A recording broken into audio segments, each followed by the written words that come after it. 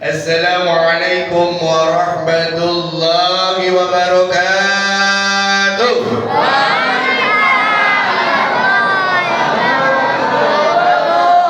Semangat 45. Sebentar lagi lebaran ya. Nah, masih 11 hari. Sekali lagi jawab salam, insyaallah diberkahi Allah. Dimudahkan rezekinya, panjang umur, sehat walafiat. Sekali lagi, Assalamualaikum warahmatullahi wabarakatuh.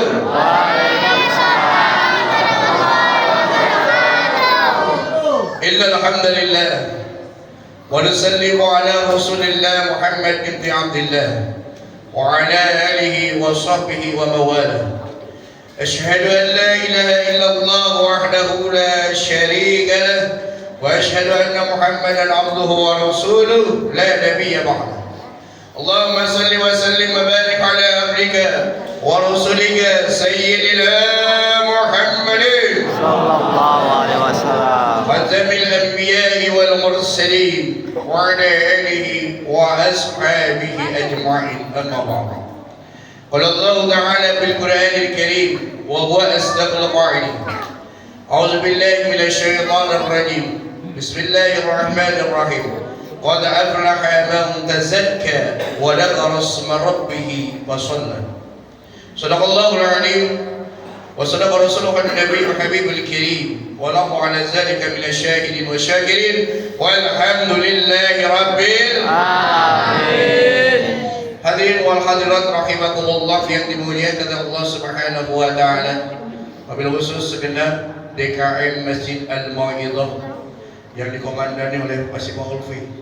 Mudah-mudahan beliau dalam keadaan sakit diberikan kesehatan Allah Amin. Ya Allah. Sehingga beliau tetap bisa memakmurkan masjid ini. Amin. Para asatid wal asatidah, para haji, para hujat yang saya bisa sebutkan satu persatu, memang saya belum kenal.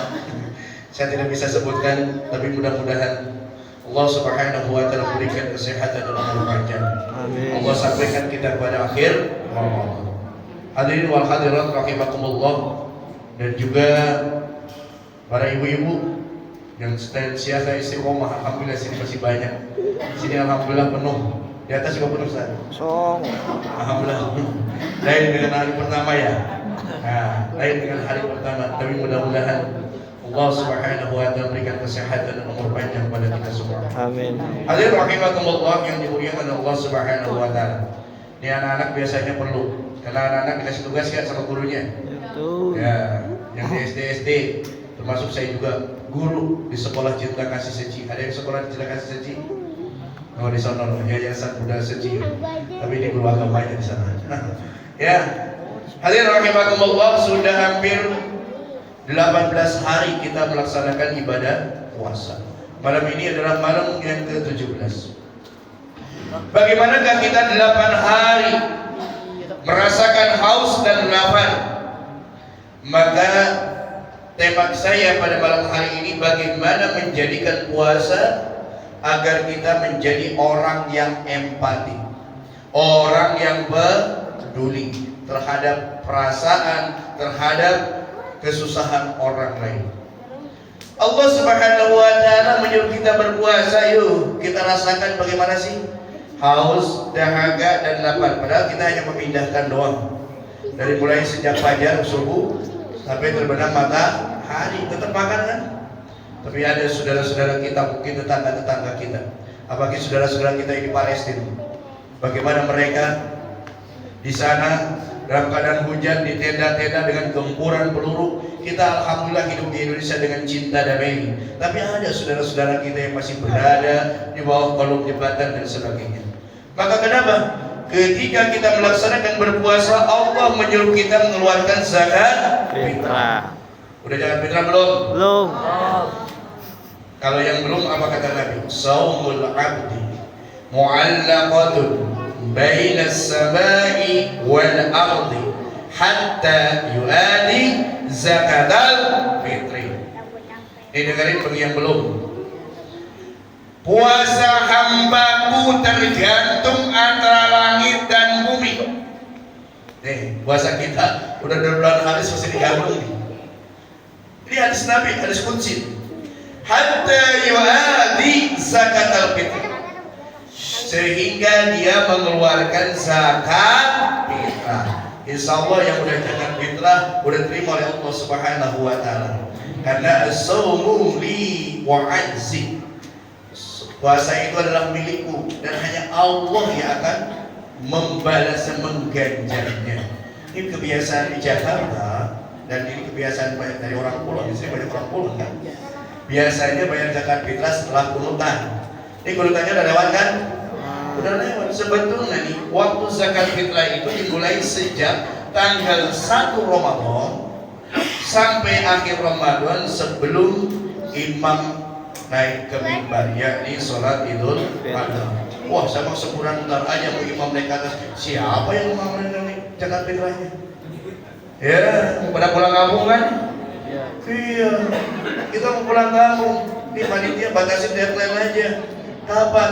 Nih udah kunutannya sudah, ya minimal lah 3 hari 4 hari sebelum lebaran semuanya udah zakat fitrah sebelum pada pulang kampung.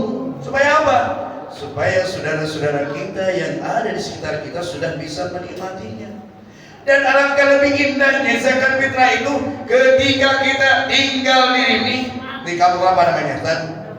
Pintu Seng. Hah? Padongkelan kan luas kan dari sono ke sini. Saya lihat Padongkelan tuh ujung malam sono sampai sini Padongkelan. Saya pikir tahunya pintu Seng. Memang belum banyak pintu Sengnya. Tapi sekarang udah pintu baja semua. Nih, kalau kita tinggal di sini walaupun ngontrak, ya, kita bermasyarakat di sini, di sekitar di masjid, sekitar RT sini. Kalau sakit, siapa yang nengokin? Tetangga apa saudara yang jauh? Tetangga. Kalau ada yang meninggal, siapa yang ngelatin? Jamaah sini kan? Siapa yang mandiin? Jemaah sini belum tentu saudara kita di sana. Oh ini mah mentang-mentang saya mau zakat fitrahnya ntar aja di kampung sama guru saya. Guru dikasih zakat fitrah hanya 50.000 kan? Kalau 14.000 guru mah kasih hadiah 500.000 gitu. Tidak, dikasih guru mau banget ya. Maka oleh karena itu lebih sempurna kita. Maka zakat fitrah itu dilakukan di mana tempat kita tinggal, di mana kita tempat bekerja di sini, supaya apa? Tetangga kita, saudara kita yang fakir dan miskin itu supaya bisa merasakan adanya kebahagiaan, adanya kita semua. Kecuali di sini kayak semua ya. Alhamdulillah. Tapi bapak pansos semua bareng kemarin. Begitu serangan pajak, wah, gara-gara sembarang bilang udah. Begitu habis pemilu, naik berasnya rasain tuh. Kan nurut sama ulama sih, ya udah terserah. Enak kan? Yang tadinya zakat fitrah kemarin dengan uang berapa? 35.000, 40.000, sekarang 14.000 tuh kali 3,5 berapa? 49.000, 50.000, mantap tuh. Dulu dapat 50.000, nih sekarang seumur-umur tuh rasain tuh. Akibat apa? Gara-gara semalam gak dipikirin ke depannya seperti apa. Ya udah terserah. Tapi yang terpenting bagi kita ingat, zakat fitrah itu adalah simbol bahwa kita puasa, kita melaksanakan hablum minallah karena ini urusannya dengan Allah. Zakat fitrah adalah bentuk realisasi pengamalan dan hikmah puasa untuk melaksanakan hablum minannas, melaksanakan hubungan dengan sesama manusia.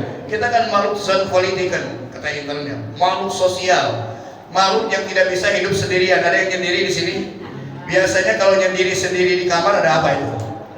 Kalau nggak stres gila, gitu kan? Tapi kan hidup bermasyarakat, pasti namanya hidup bermasyarakat. Kita saling membutuhkan antara yang satu dengan yang lain. Apa kata Allah? Wa bi amwalihim haqqul lisairi wa mahrum. Intinya semuanya bahwa setiap harta yang kita dapatkan, salary yang kita dapatkan, THR udah cair. Yang punya THR udah cair, diam-diam hilang loh, ayo. Jangan diam-diam. Tanggal 28 cair, udah cair 2 minggu sebelumnya kan dikeluarin. Oh, jangan diam-diam ntar. Apalagi suami ibu bilangin THR udah cair ya. Diam-diam. Saya juga tahu istri THR diam-diam belum bisa jadi tidak ada. Semua salary, semua harta yang kita dapatkan pada hakikatnya bukan milik kita semuanya. tapi ada milik mereka orang-orang fakir dan orang-orang miskin. Maka keluarkanlah yang sedikit itu. Allah tidak menyuruh semuanya. Ini kalau ada lu impakin jangan semua terus buat makan istri apa? Nggak ada. Ya, hanya Allah menyuruh berapa persen sih? 2,5% atau zakatnya, infak dan sedekahnya. Kenapa? Harus dikeluarkan. Karena kalau tidak dikeluarkan yang sedikit itu kotor. Biasanya yang kotor itu kalau nggak najis. Kalau najis itu jadi apa? Virus. Virus itu jadi apa? Penyakit. Nih, ibaratnya gini. Kita punya air. Ini 1 gelas nih. Nih, saya tanya. Air gelas ini, Oasis ini suci dan menyucikan, betul? Ini suci bisa diminum. Enak bisa diminum? Ini suci. Tapi yang sedikit ini, kalau kita buka tiba-tiba lagi digilingin, tuh, tai cicak masuk ke sini. Ya, kira-kira air ini jadi suci apa najis? Mau kan minumnya? Kalau mau ya ada minuman juga apa-apa. Ya, nih, begitu juga harta kita. Kalau harta kita yang sedikit itu tidak diinfakkan, tidak sedekahkan, tidak zakati, maka harta kita semuanya akan menjadi kotor walaupun dengan cara ini halal. Apalagi dengan cara yang tidak halal, dengan main riba, hasil korupsi. Salah, kita alhamdulillah gaji segini yang penting berkah. Buat apa triliunan itu ditangkap-tangkapin KPK? Buat orang lain dengan korupsi yang besar. Kalau dibagikan ke rakyat yang kemarin timah itu berapa miliar, rakyat sejahtera semuanya. Ya, akhirnya apa? Orang lain lebaran dia pesantren di mana? Di penjara. Walaupun dia bawa asis sendiri nggak apa-apa gitu. Duitnya banyak. Tuh. Yang halal saja kalau kita tidak keluarkan infak dan sedekahnya, maka harta kita akan menjadi kotor. Maka ada yang disebut dengan tazkiyatul mal. Zakat itu adalah mensucikan harta kita. Sedekah itu mensucikan harta kita. Zakat fitrah tazkiyatun nafsi. Zakat fitrah adalah mensucikan diri kita. Loh, hartanya udah disucikan, dirinya udah disucikan, insya Allah kita mendapatkan keberkahan dari Allah Subhanahu wa Ta'ala. Masih terus? Terus ya dikit lagi ya. Oh, mau pasal 5 menit lagi saja. Tanggung. Soalnya sebulan sekali doang nggak apa-apa. Dan jangan takut. Apa yang kita keluarkan akan menjadi fakir buat kita. Ada 2 malaikat yang selalu berdoa. Ini habis doa ini aja selesai. Doa yang pertama, Allahumma anfiq munfiqan halfan, ya Allah berikanlah tambah-tambah rezeki, tambah-tambah harta bagi mereka yang senantiasa menginfakkan hartanya di jalan Allah. Insya Allah yang dermawan, yang sering berinfak dan sedekah tuh, kelopak jangan dilihatin doang, isi, ya, diisi. Insya Allah itu akan menjadi penolong kita dan mendapat doa malaikat. Doa malaikat dikabul oleh Allah tidak pernah tidak dikabul, karena malaikat adalah makhluk yang paling taat, gak pernah maksiat. Oh, makhluk yang paling taat itu adalah malaikat, maka dia dikabul. Maka orang yang dermawan hartanya semakin berkembang dan semakin kaya.